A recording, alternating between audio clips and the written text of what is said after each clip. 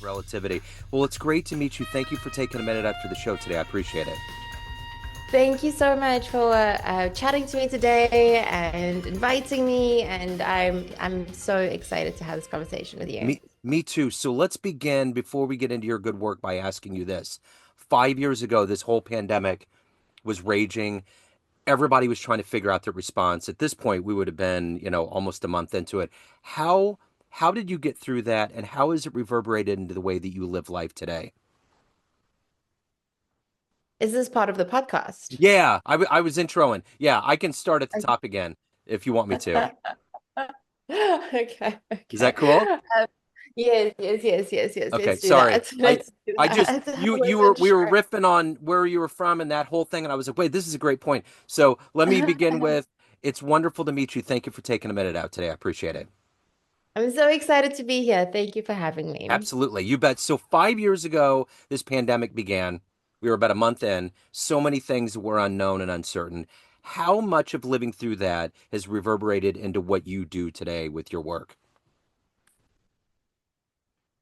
How quickly 5 years goes by is the Yeah. first thing that comes into my mind. And something I reflect on often is how quickly time goes. I can use it either to my advantage or my disadvantage, right? It can either work for me or against me. I can stack chips in my favor and against me.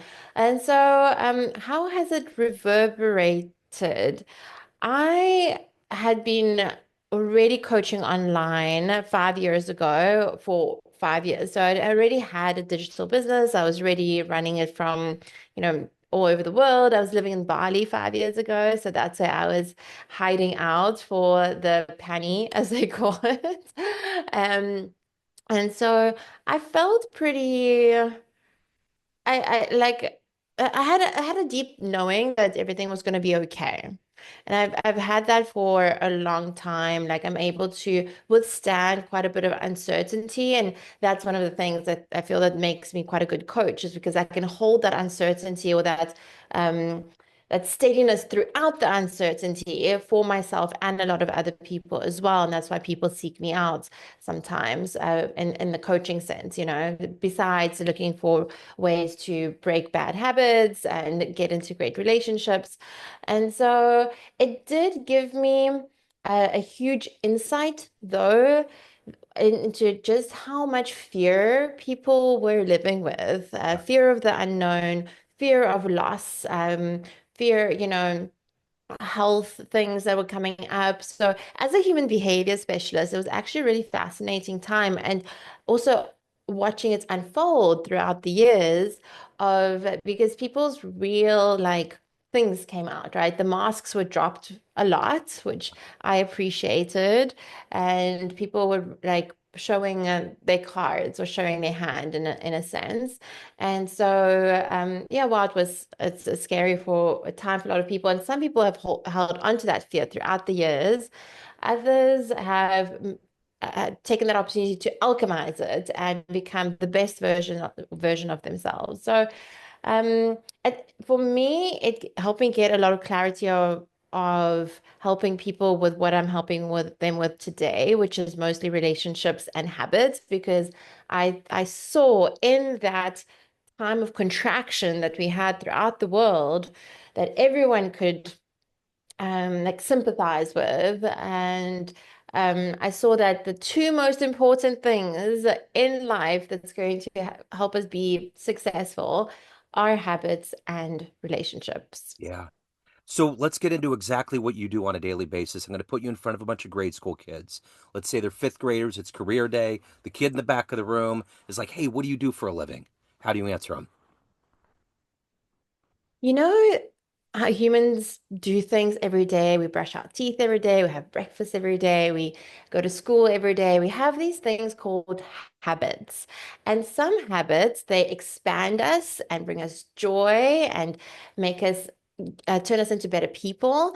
And other habits limit us and they contract us. And what I help people do is identify the habits that are limiting them and helping them play smaller than they'd like to and get rid of those limiting habits so they can have more expansive habits that bring them joy and where they live a life that they don't need to numb out from, they don't need the limiting habits anymore.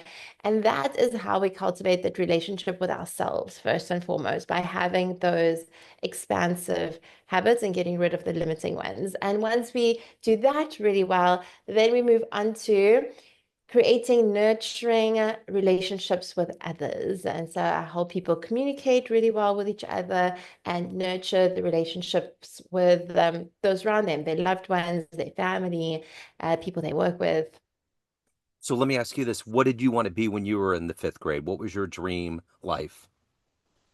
I had two things that I was either going to become. One of them was an interior designer, Okay. and I've actually, interestingly enough, found ways to do both of these things. So interior designer, and the second one was a psychologist.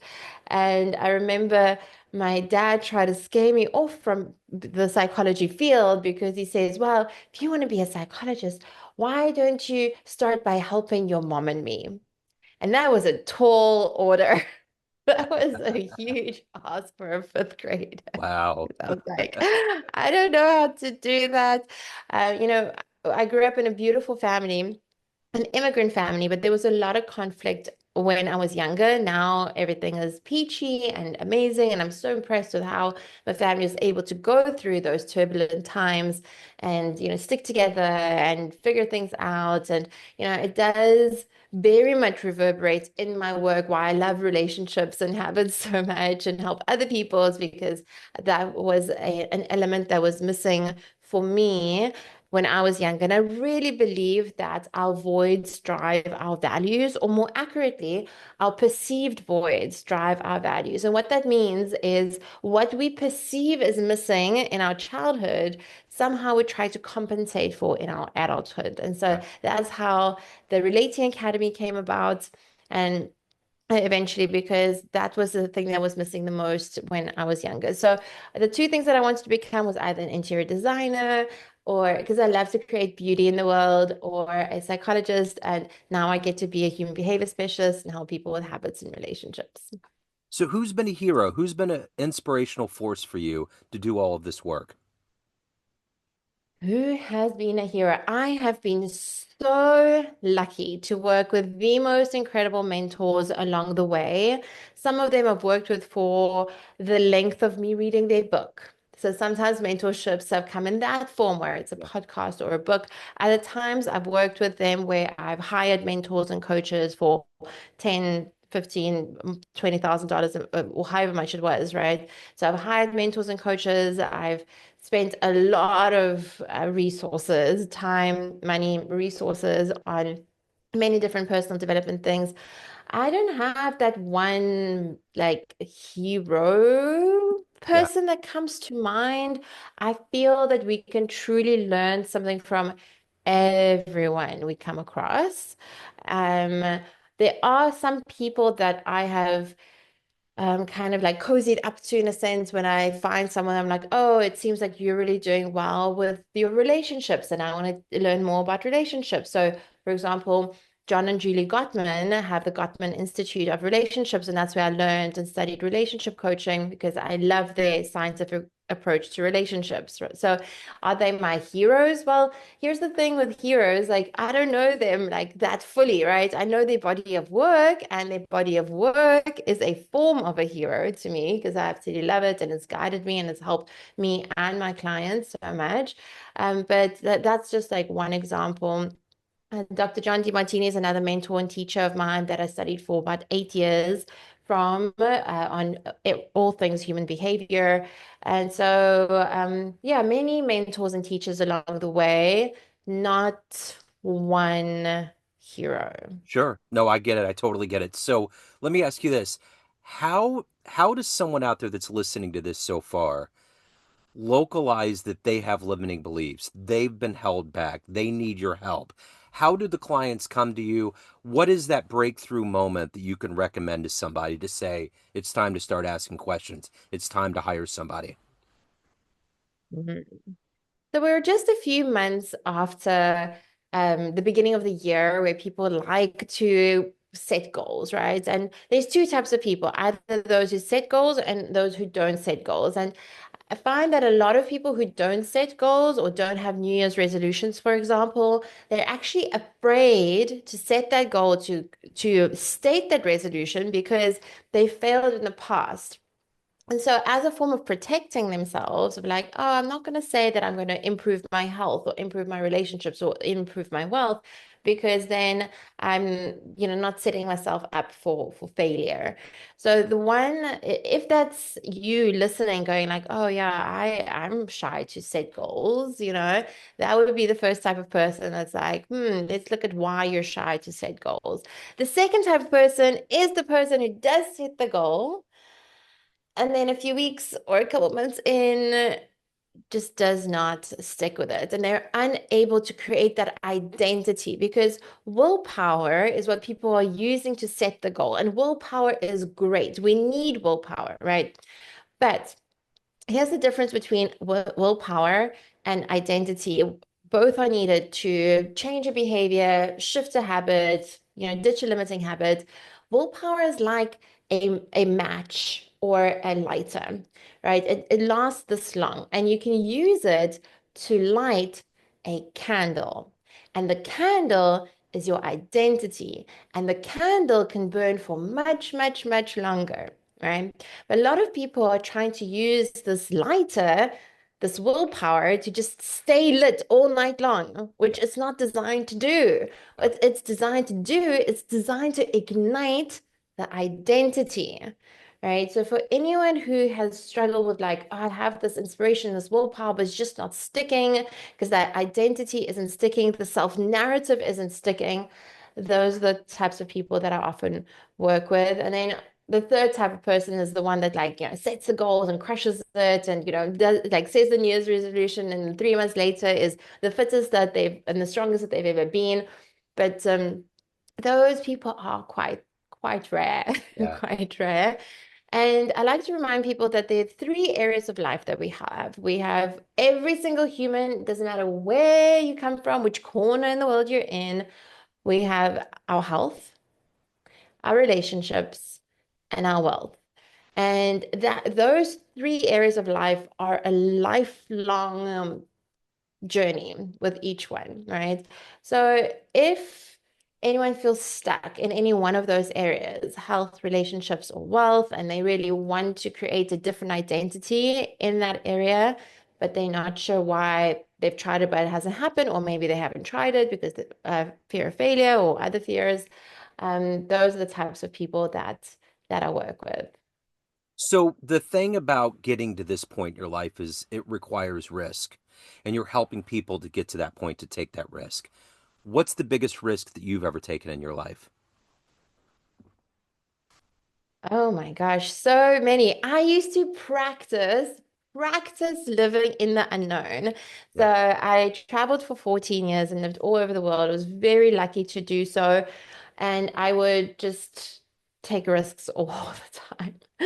Just to, I would test the unknown almost like, you've got me, you still got me, you still got me. Oh, you still got me. And I was like, oh, it's really hard to break the unknown, like Yeah. it still got me.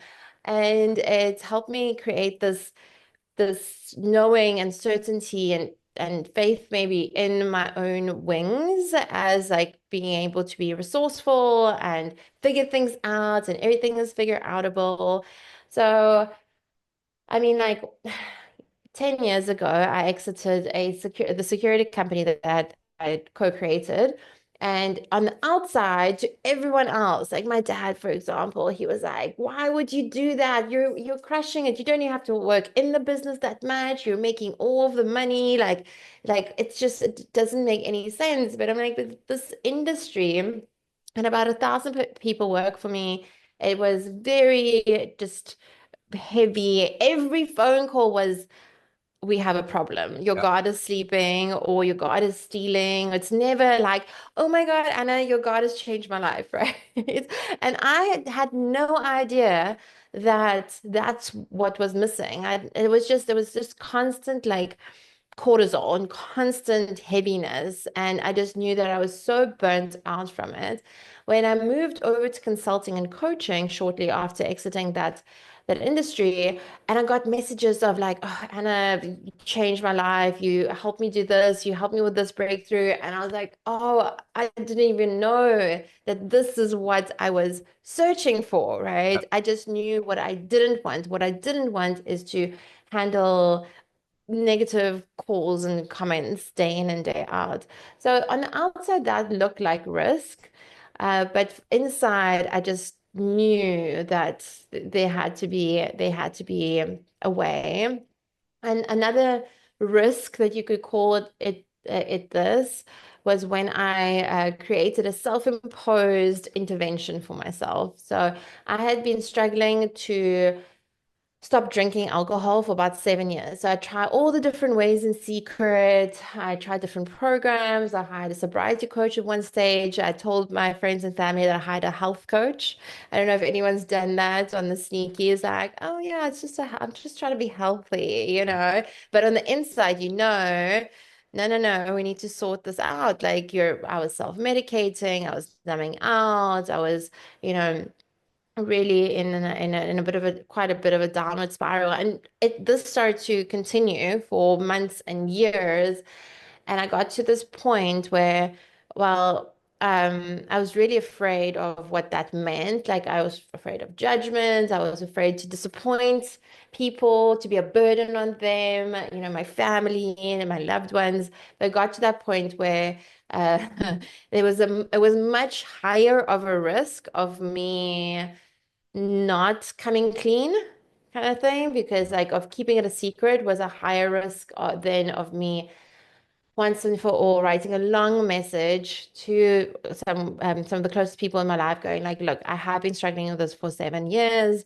I have tried to do it on my own. I don't need you to necessarily help me. Like I just need you to know about it, you know. And the next step, if I don't quit on my own, will be rehab. So that's where I'm at. And that felt like a huge risk. Yeah. Looking back, that was about a year and a half ago. Looking back, it was also one of the most beautiful and most vulnerable moments.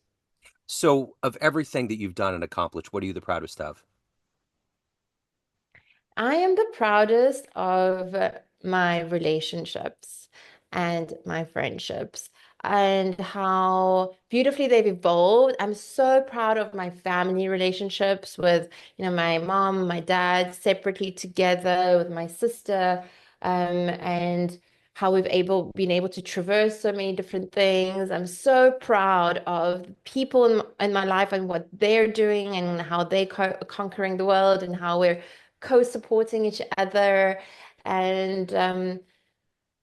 And yeah, having observed, I've moved through many different friendships and relationships throughout my life. That's my gift and my curse, as the double-edged sword thing goes, Yeah. where I've gotten to be friends with many different people, and I've got to unbe friends with many different people.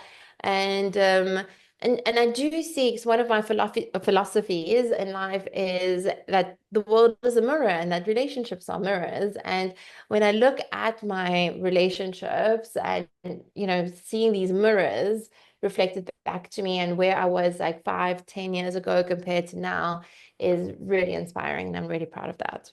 So, at the end of the day, everyone has a perception of you: family, friends, clients, readers of your book, everybody out there, but you run the show. What's your perception of you? Who do you think you are? Oh, main character of my own movie. So I do believe that we all play roles, and sometimes they're intentional. So you can direct yourself in that role, right? So you can be that main character of your own movie. You're the director, you're the actor, all the things. And sometimes it's unintentional, whereas like other people have, like you say, perceptions, they have their own lens, they'll have their own experience, and some of them you can't control at all, right? Some people will see through their wounded lens or this lens or whatever it is. But for me, as long as I feel that I'm happy with myself, and you know, that relationship with self for me means self-trust. I trust myself. I keep my own promises to myself. I self-respect. I respect myself. Again, keep my own promises, do what I say I'm going to do, like the way I do things, right? Um, maybe like, sure, I'm still human, so maybe not 100% of the time, but 80, 90% of the time, definitely. And self-love. And for me, the definition of love is to take on someone else's needs as if they are my own, and self-love is to take on my future self's needs as if they are my own. So to prioritize my future self's needs over my present self's impulses. And when I'm in that state of self-respect, self-love, self-trust, I really feel that I am playing the main character in my movie, and then things align and fall where they need to fall. So if anybody wants to pick up a copy of Habit Freedom, they want to reach out, they have questions, they want to hire you, any of the good business, where do they go? To read the book, there's a digital version and the audio version is on habitfreedom.com. And then I welcome DMs on anything habits and relationships on Instagram, in my Instagram. So that's at Anna Shilina, habitfreedom.com and at Anna Shilina on Instagram. Excellent. Anna, this has been wonderful. Thank you so much for your story. Thank you for your time. Continued success. Thank you. I had such a fun time here today. Thank you so much for asking such thoughtful questions. Thank you. It's been wonderful. Hello, friends. Joe Dimino here.